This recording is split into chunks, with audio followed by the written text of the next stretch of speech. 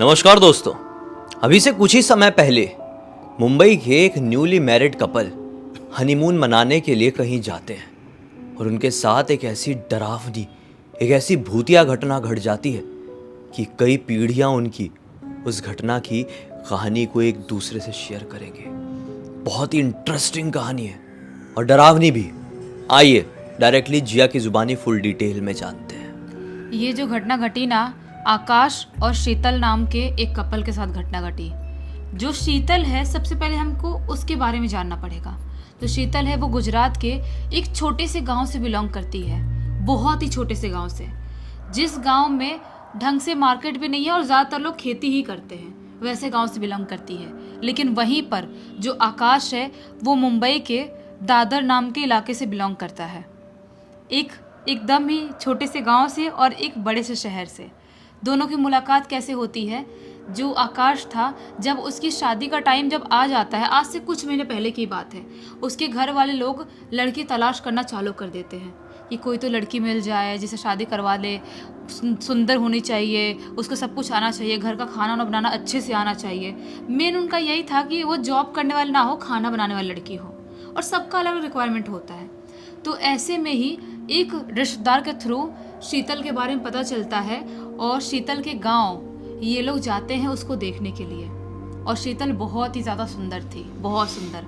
आकाश को एक नज़र में ही अच्छी लग जाती है, क्योंकि ये बड़े से शहर का, मुंबई का रहने वाला लड़का, और उसने इतनी सादगी, इतनी सुंदरता देखी नहीं थी।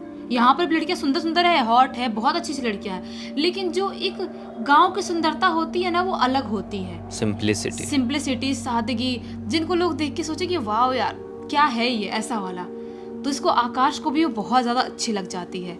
वो अपने घर वालों को हाँ बोल देता है और शीतल के घर वाले भी खुश होते हैं कि चलो बड़े शहर में हमारी लड़की जाएगी। और ऐसा ही होता है, दोनों की शादी तय होती है। शादी तय होने के बाद दोनों की शादी मुंबई में ही एक रिजॉर्ट में करा दी जाती है, दादर के पास में ही था। तो शीतल के जो गांव वाले लोग थे वो ज़्यादातर लोग नहीं आ पाए थे, उसके रिश्तेदार लोग आए थे। और आकाश के ऑब्वियस सी बात है, सब दोस्त यार सब लोग यहीं के मुंबई के रहने वाले थे, तो सब लोग आते हैं। दोनों की शादी एकदम धूमधाम से होती है।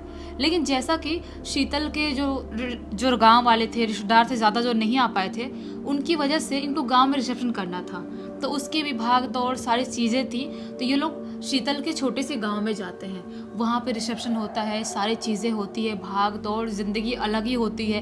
वहाँ से वापस से ये लोग मुंबई आते हैं, दादर। अब जो अपना आकाश था, उसको तो जॉब पे डेली जाना ही था, इतने दिन की छुट्टी लिया था, अब वापस से जॉब पे जाना चालू कर देता है। लेकिन दोनों कहीं हनीमून के लिए नहीं जा पाते हैं। भले शीतल गांव की लड़की थी, इसके आकाश के घर वालों ने मेन इसके लिए शादी करवाई थी कि वो घर का ही काम करेगी। लेकिन आकाश बिल्कुल नहीं चाहता था कि मेरी पत्नी को अभी से इतना सब कुछ लोड आए उसके सिर पे। चलो ठीक है, वो हाउस वाइफ बनेगी आगे चल के ज़िंदगी में, लेकिन थोड़ा बहुत घुमा फिरा तो दूँ, थोड़ा मुंबई तो दिखा दूँ, या हनीमून के लिए कहीं जाना है, कहीं इंडिया से बाहर या कहीं पर तो लेके तो चले जाऊँ, ऐसा वाला था। बहुत प्लानिंग करता है, लेकिन उसके ऑफिस से ज़्यादा दिन की छुट्टी मिल नहीं पाती है, जिसकी वजह से ये लोग आउट ऑफ कंट्री तो कहीं नहीं जा पाते हैं। लेकिन मुंबई की छोटी मोटी जगहों पे, थोड़ी बहुत जगहों पर, दादर के मार्केट, सारी चीज़ें शीतल को आकाश घुमाता है। उसके बाद एक दिन की बात है, ऐसी फ्राइडे नाइट की ही बात है, वो शीतल से बात कर रहा था, बोल रहा था कि यार अपना हनीमून के लिए कहीं नहीं गए हैं, और बहुत जब से शादी तब से फैमिली के साथ ही रह रहे हैं, कहीं ना कुछ दिन के लिए, 1-2 दिन के लिए कहीं स्टे करने चलते हैं। मुंबई में ऐसी बहुत सारी जगहें हैं जहाँ पर हम स्टे कर सकते हैं 1-2 रात रहने के लिए। सैटरडे छुट्टी है ही ऑफिस का, सैटरडे और संडे 2 दिन स्टे करेंगे और मंडे को मॉर्निंग में वहाँ से आ जाएंगे। शीतल बोलती है मुझे तो यहाँ के बारे में कुछ भी आइडिया नहीं है, आपको जो अच्छा लगे आप करो। तो जो आकाश था वो सोचता है कि मैं जब यंग था, मैं जब कॉलेज जाया करता था, हम लोग ना मनोरी बहुत जाते थे घूमने के लिए। मुंबई में मुंबई से थोड़ा सा बाहर बोलेंगे तो मलाड से ही जाना होता है, जेटी जाते हैं। एक जगह है मनोरी नाम की, जहाँ पर लोग पार्टी करने, घूमने फिरने, थोड़ी अलग लाइफ देखने, एंजॉय करने जाते हैं। तो ये भी जो आकाश था वो भी अपने कॉलेज टाइम में बहुत ज़्यादा वहाँ पर जाया करता था। तो अपनी पत्नी से बोलता है कि उस जगह पर जा सकते हैं, वहाँ पर अच्छे अच्छे कॉटेजेस, अच्छे अच्छे होटल्स, बहुत सारी चीज़ें होती हैं। हम एक सेपरेट सा कॉटेज अच्छा बुक करेंगे और 2 दिन मस्त वहीं पर रहेंगे, एंजॉय करेंगे, मज़ा आ जाएगा एकदम। ऐसा ही होता है। ये एकदम सैटरडे को मॉर्निंग में ही निकल जाते हैं।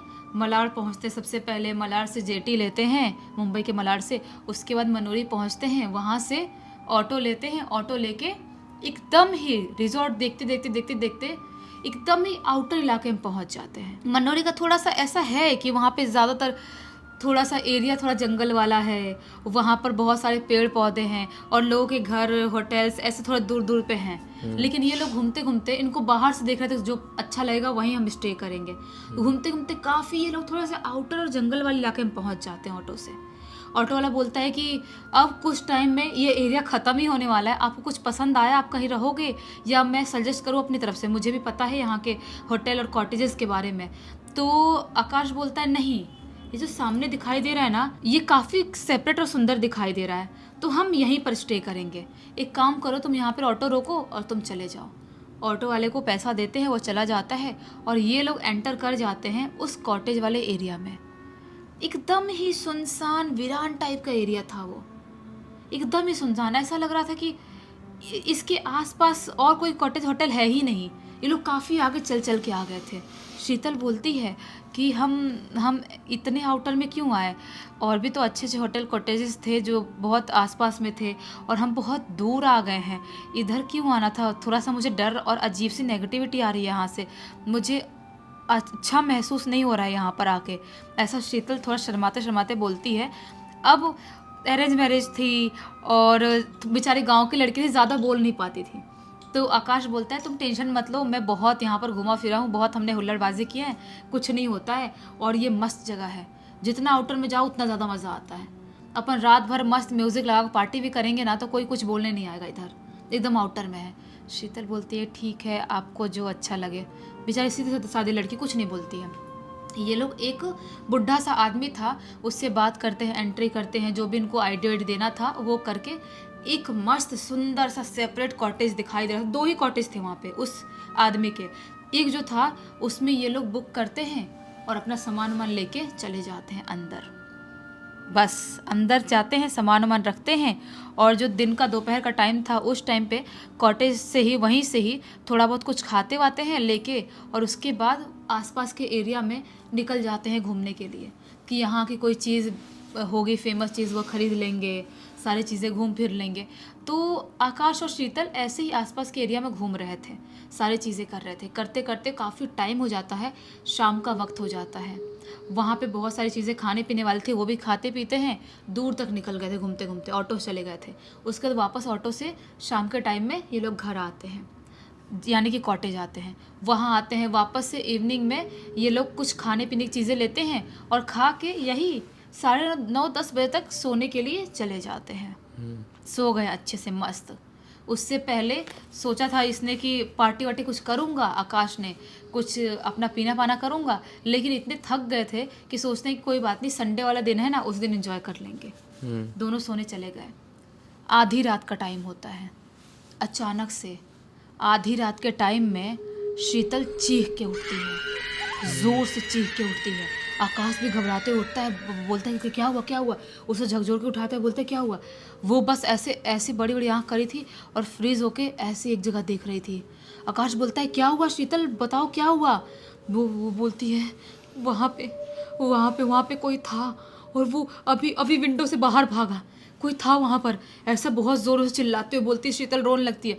आकाश उसको चिपकाता है, बोलता है अपने अपने वैसे करता है, बोलता है कुछ नहीं है वहाँ पर, तुम डरो मत, तुमने कुछ बुरा सपना देखा होगा, तुम्हारा वहम हुआ होगा, कुछ भी ऐसा नहीं है। तो शीतल बोलती है नहीं, मैंने ना अचानक से मेरी आँख खुली और मैंने देखा वो जो कोने का एरिया है ना, वहाँ पर कोई बैठा है, और जैसे मैं उसको देख रही हूँ बैठे बैठे अचानक से उठता है और अजीब सा धुआं टाइप दिखाई देके वो विंडो से बाहर निकल जाता है। ये बोलता है आकाश नहीं ऐसा नहीं हो सकता, मैं भी तो सो रहा था, मुझे भी तो कुछ महसूस हुआ होता, ऐसा कुछ भी नहीं है, एक काम करो तुम सो जाओ। उसको शांत करता है और उसके सिर पे थोड़ा ठोकता है, ठोक के उसको सुला देता है। सुला तो दिया, लेकिन ये कांड होने के ठीक आधे घंटे बाद अचानक से शीतल और आकाश दोनों की आँख खुलती है एक बहुत ही बुरी आवाज़ से। जैसा कि बाहर से कोई जोर जोर से विंडो पे ठोक रहा है, बहुत ही जोर जोर से, इतने जोर से ठोक रहा है कि विंडो तोड़ डालेगा, इतने जोर से ठोक रहा है। ये अचानक से उठ के बेड पे बैठते हैं और विंडो की तरफ देखने लगते हैं। अभी विंडो की तरफ देख ही रहे होते हैं, तभी अचानक से इनके रूम के बाथरूम से किसी के जोर जोर से रोने की आवाज़ सुनाई देने लगती है। कोई बहुत ही बुरी तरह से करा रहा है, रो रहा है, ऐसी आवाज़ सुनाई देती है। ये वो आकाश बोलता है कि कौन है वहाँ, कौन रो रहा है। शीतल बोलती है आप शांत रहो, ऐसी जगह पर ऐसे टोकते नहीं हैं, आपको नहीं पता, मेरे गांव में भी लोग बोलते थे कि कुछ एंटिटी होती है उनको टोकते नहीं, आप चुप रहो। आकाश बोलता है कौन सी एंटिटी, कुछ एंटिटी नहीं है, कोई घुस गया, किसी पास एक्स्ट्रा चाबी हो गई। बोलता है कौन है, कौन हमको डराने की कोशिश कर रहा है, मैं अभी पुलिस को कॉल करूँगा, बाहर निकलो वहाँ से। लेकिन कोई भी बाथरूम से बाहर नहीं निकल रहा है। अब जोर जोर से बाथरूम के अंदर से किसी की पीटने की आवाज़ सुनाई देती है। जोर जोर से बाथरूम का दरवाज़ा कोई पीट रहा है और नॉन स्टॉप रोने की आवाज़ सुनाई दे रही है। और अचानक से ये जब लाइट ऑन करने जाता है ना, तो क्या महसूस करता है कि लाइट ऑन नहीं हो रही है, शायद लाइट जा चुकी है। अपने फ़ोन का फ्लैश लाइट जलाता है और आकाश उड़ जाता है। उसके पीछे खड़ी है शीतल और ये धीरे धीरे चलते चलते बाथरूम के दरवाजे के पास जाता है और झटके में बाथरूम का दरवाज़ा खुलता है। बाथरूम का दरवाज़ा खुलता है तो क्या पाता है, अंदर कोई भी नहीं है, लेकिन बाथरूम के फर्श पे बहुत सारा खून फैला हुआ है। खून? बहुत सारा, जैसा कि एक इंसान के शरीर से पूरी तरह से खून निकाल के वहाँ पे किसी ने डाल दिया हो, इतना खून फैला हुआ है। वो देख के जोर से शीतल चीखती है, बहुत ही ज़्यादा घबरा जाती है, अपना आँख वाँख बंद कर लेती है, आकाश को जोर से पकड़ लेती है। आकाश बोलता है कुछ तो यहाँ पर गड़बड़ है, हमको जल्द से जल्द यहाँ से निकलना पड़ेगा, नहीं तो हम नहीं बच पाएंगे, हम ख़त्म हो जाएंगे, जल्दी हमको निकलना पड़ेगा। वो अपने फ़ोन का वो खोलता है और पुलिस को फ़ोन लगाने के लिए, तो क्या पाता है, एक बूंद भी मेरे फ़ोन में नेटवर्क नहीं है। शीतल का फ़ोन मांगता है, बोलता है जल्दी से बेड से अपना फ़ोन लेके आओ। शीतल बेड पर से अपना फ़ोन लाती है, उसके फ़ोन में भी नेटवर्क नहीं है। दोनों पुलिस को फ़ोन लगाए तो लगाया कैसे। आकाश बोलता है कुछ भी मत करो, जो अपना बैग पड़ा है बैग उठाओ और मोबाइल लेके जल्दी से बाहर निकलना पड़ेगा हमको, यहाँ पर कुछ ना कुछ बहुत गड़बड़ है, भूतिया चीज़ है या किसी ने सच में कुछ करा है, हमको नहीं पता, लेकिन कुछ तो गड़बड़ है, यहाँ पर निकलना पड़ेगा। ये अपना बैग उठा के फ़ोन उठा के जैसे ही बाहर निकलने के लिए जाते हैं, दरवाज़ा खोलने की कोशिश करते हैं, दरवाज़ा नहीं खुल रहा है। दरवाज़ा बहुत खोलने की कोशिश करते हैं, बहुत पीटते हैं, कोई भी बाहर से दरवाज़ा नहीं खोल रहा है, दरवाज़ा नहीं खुल रहा है। और जैसे जितना ज़्यादा ट्राई करा दरवाज़ा खोलने की, उतने ही ज़ोर ज़ोर से बाथरूम का दरवाज़ा अपने आप लग रहा है, खुल रहा है, लग रहा है, खुल रहा है, और ज़ोर ज़ोर से आवाज़ हो रही है। पूरा विंडो ज़ोर ज़ोर से हवा से जैसा टूट जाएगा ऐसी आवाज़ आ रही है। ये लोग बहुत ही ज़्यादा घबरा जाते हैं। अब ये लोग पूरी तरह से लाचार हो गए थे, ना पुलिस को फ़ोन कर सकते हैं, ना नेटवर्क, ना किसी को फ़ोन कर सकते हैं, दरवाज़ा खुल रहा है, करे तो करे क्या। चीख रहे, चिल्ला रहे, दरवाज़ा पटक रहे हैं बहुत।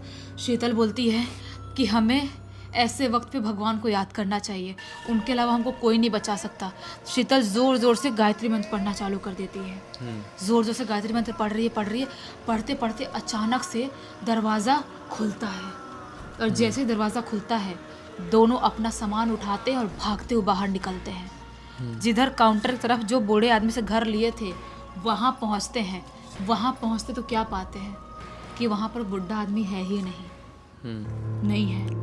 ये लोग वहाँ से सीधा भागते जो थोड़ा रिजॉर्ट होटल वाला इलाका था, वहाँ तक पहुँचते हैं और दूसरा होटल लेके पूरी रात बैठे बैठे निकाल देते हैं। सोचते हैं कि सुबह सुबह हमको पुलिस को लेके वहाँ पे जाना चाहिए, क्योंकि वहाँ पर जो हमने बाथरूम में देखे थे वो नॉर्मल नज़ारा नहीं था, किसका खून था क्या था नहीं पता। शीतल बोलती है आप कैसी बात करो, पुलिस क्या है, वो कुछ ना कुछ, वो भूतिया होटल था, कुछ ना कुछ वहाँ पे भूतिया कांड, आपको पता नहीं है। वो सब जो चीज़ें होती, अचानक दरवाज़ा बंद होना खुलना, जो आवाज़ आई थी वो क्या नॉर्मल हो सकती है? अगर सच में आवाज़ आ रही थी, बाथरूम से कोई प्रैंक भी कर रहा था, तो हमने दरवाज़ा खोले तो कोई दिखा क्यों नहीं? शीतल बहुत समझाने की कोशिश करती है आकाश को, लेकिन दूसरे दिन सुबह आकाश वहाँ के लोकल लोगों को और पुलिस को लेके पहुँचता है उस जगह पर।